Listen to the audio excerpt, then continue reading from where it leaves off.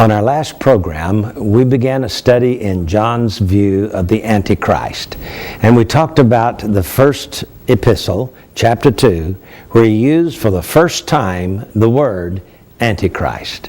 But then when we get over to Revelation chapter 13, John does not use the term Antichrist.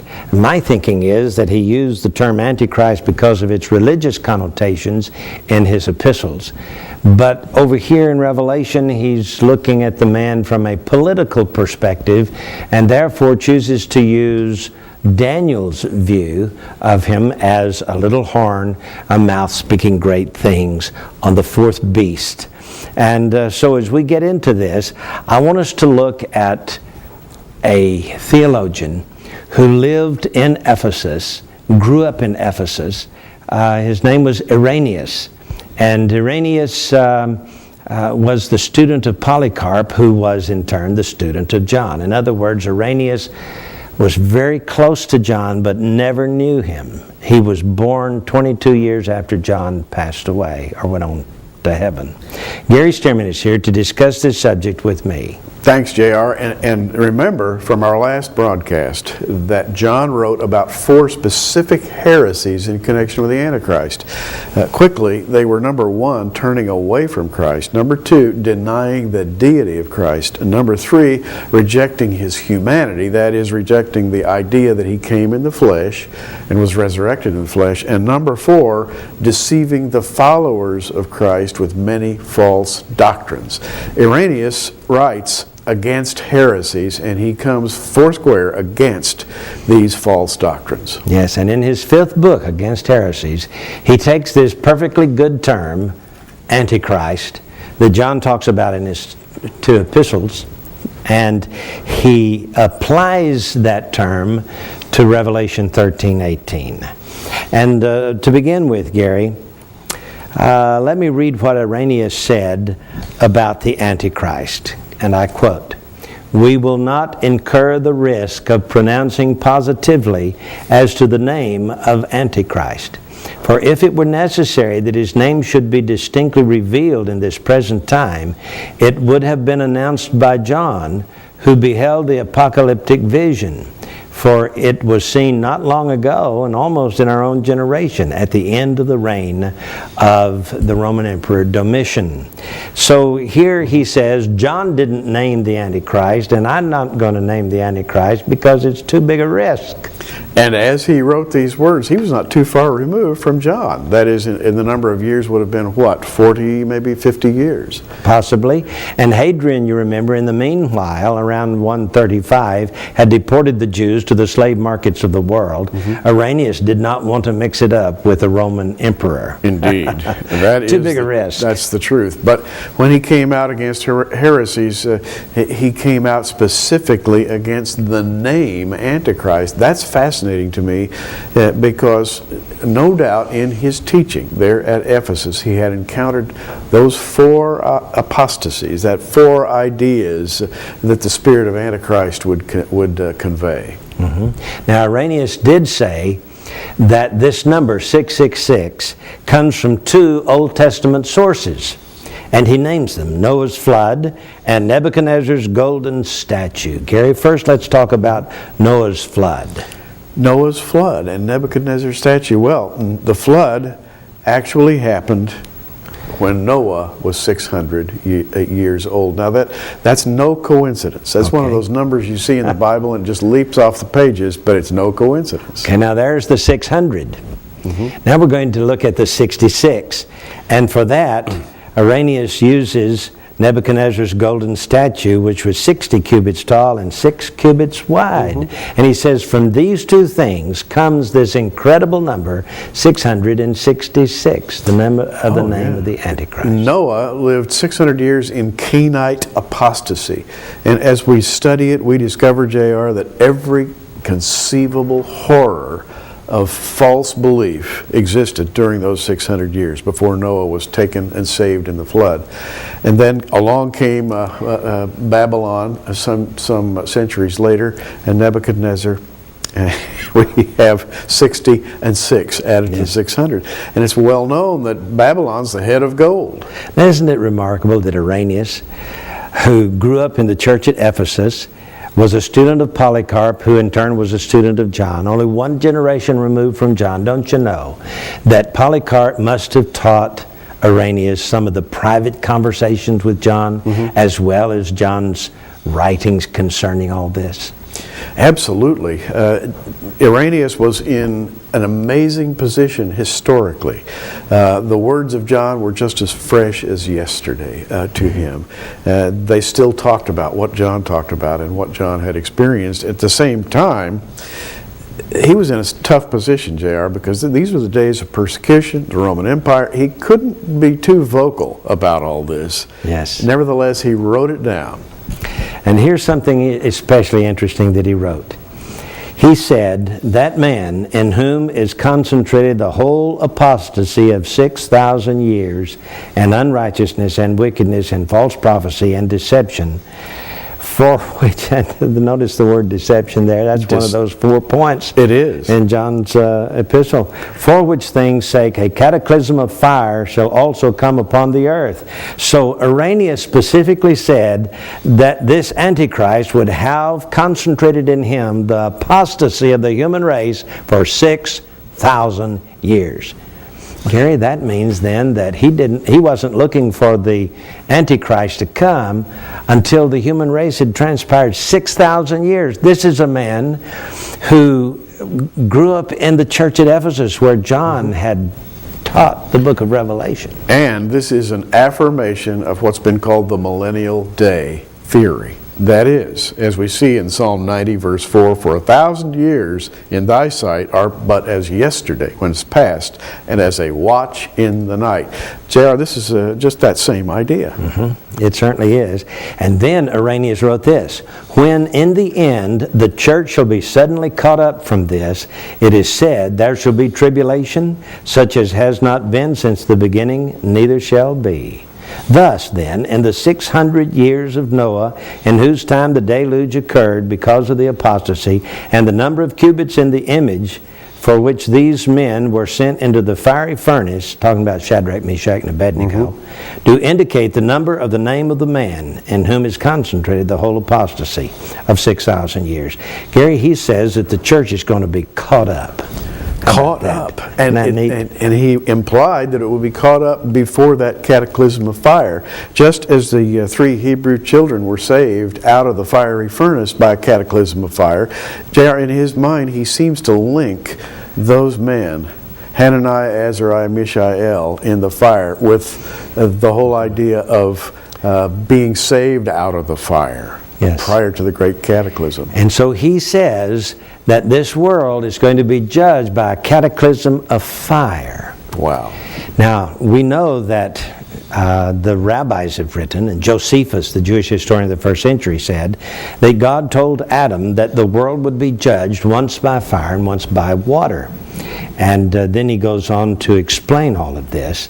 And this fire, of course, will follow the water. He says, for example, that the sons of Seth made 2 pillars, one of brick, the other of stone, and they inscribed their discoveries on them.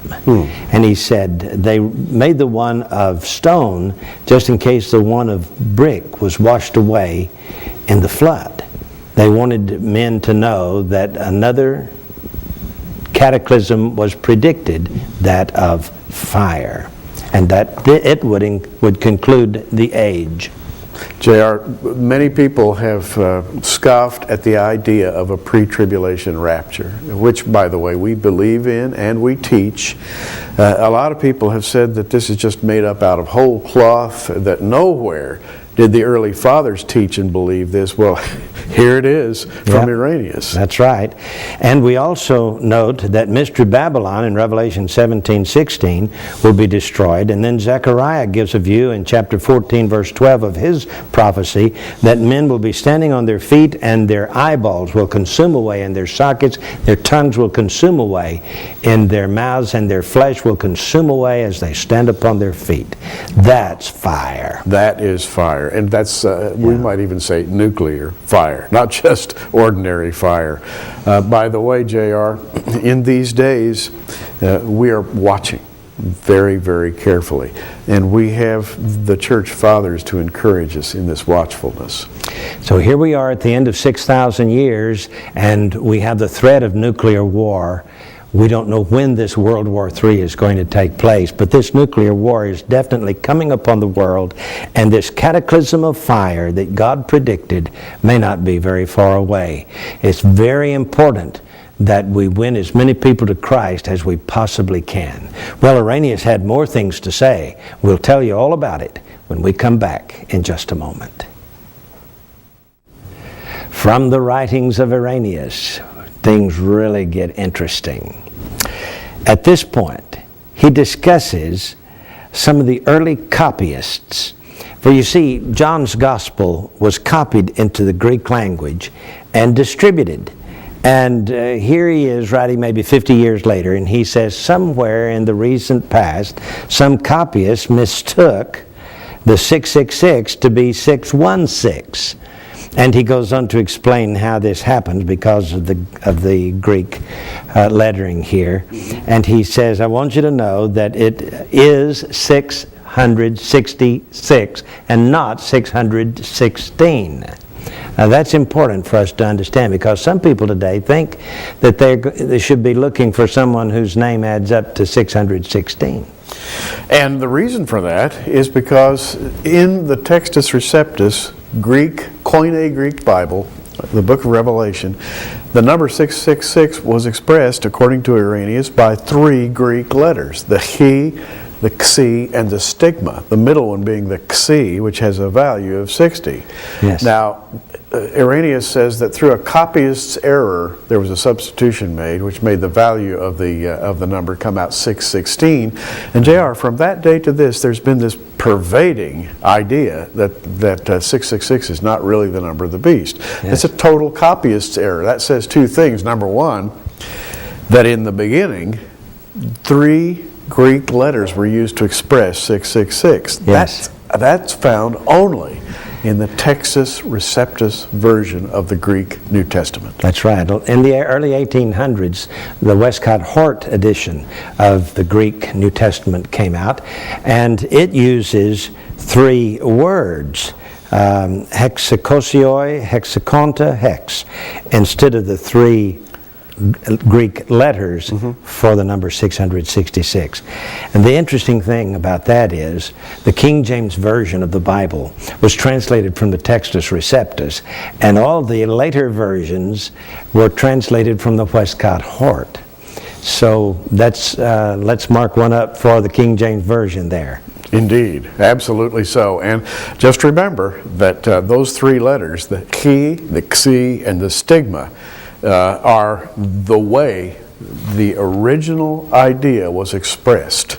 JR, we could spend a lot more time, but we need to move along because we're going to get into now a fascinating study. Yeah. Well, you know, this Greek New Testament, the Greek translation of Revelation, I think John wrote it originally in Hebrew, but we don't have any proof of that anywhere. All we have is the Greek. But we do have Irenaeus saying that already a mistake was being made by the copyists into the Greek language. It's possible then they were translating it from the Hebrew into Greek and made that mistake, you know? It is. And so I think that Hebrew gematria is probably what John was referring to when he talked about the number of the beast. However, Irenaeus thinks it was Greek gematria, and so he offers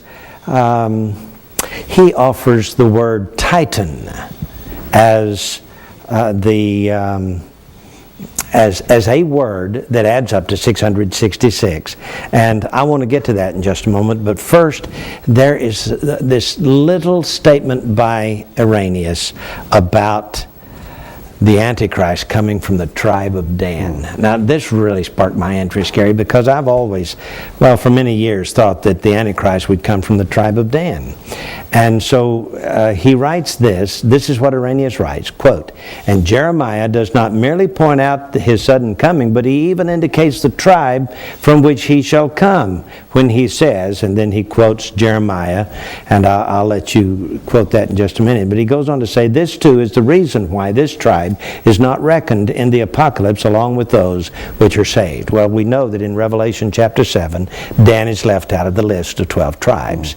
And now we have this verse in Jeremiah that talks about the man on the white horse leading the four horsemen of the apocalypse, and he's coming from Dan. Coming from the tribe of Dan. And J.R., this is in the 8th chapter of Jeremiah in the context of the cry, peace, peace, when there is no peace. And as you read the 16th verse of Jeremiah 8, it says, the snorting of his horses was heard from Dan. There they are, the four horsemen. The whole land trembled as the sound of the neighing of his strong ones, at the sound of the neighing of his strong ones, for they are come. They have devoured the land, and all that is in it, the city, and those that dwell therein. And Irenaeus remarks quite casually, but to us amazingly, wow, that this is the Antichrist. This is the bombshell, Gary. It is, really. The Antichrist will come from the tribe of Dan. Jeremiah said it.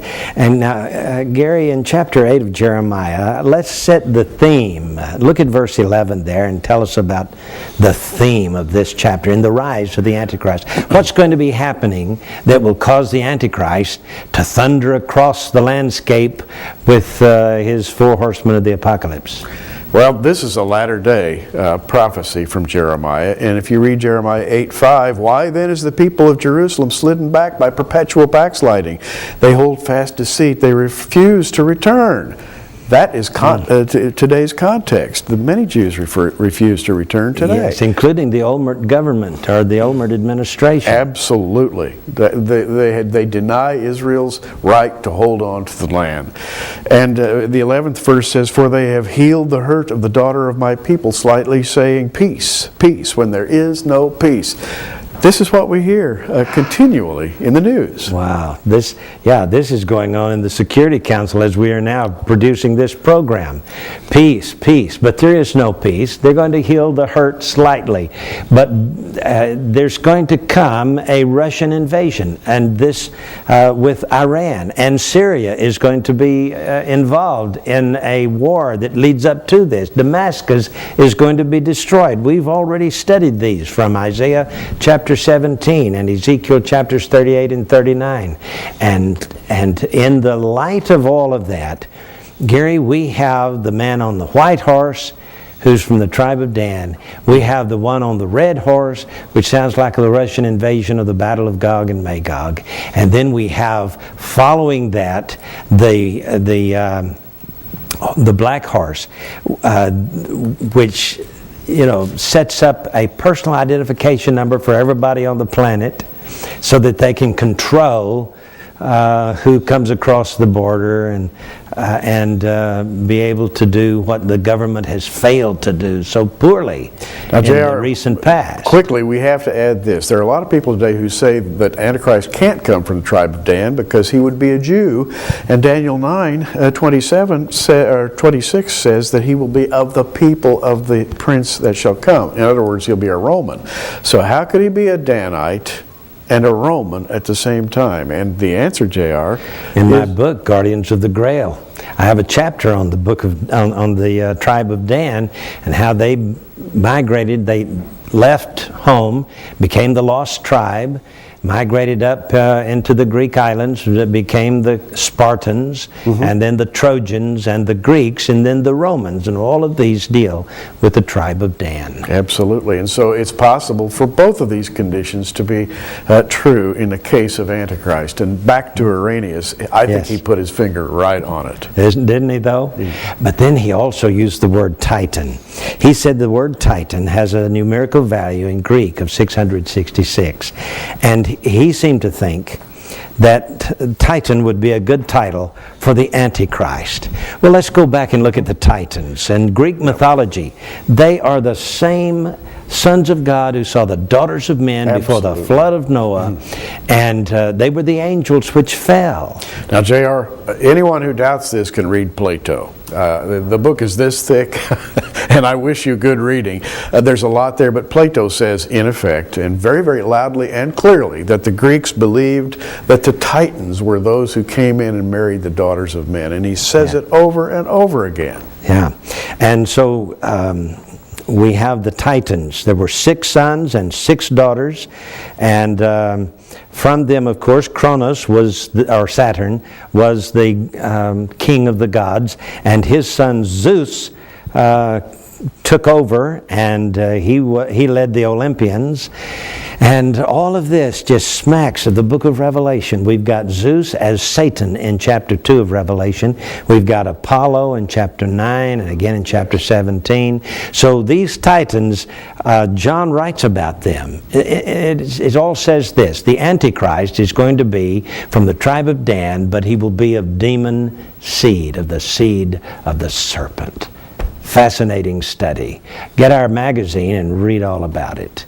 We'll be back in just a moment.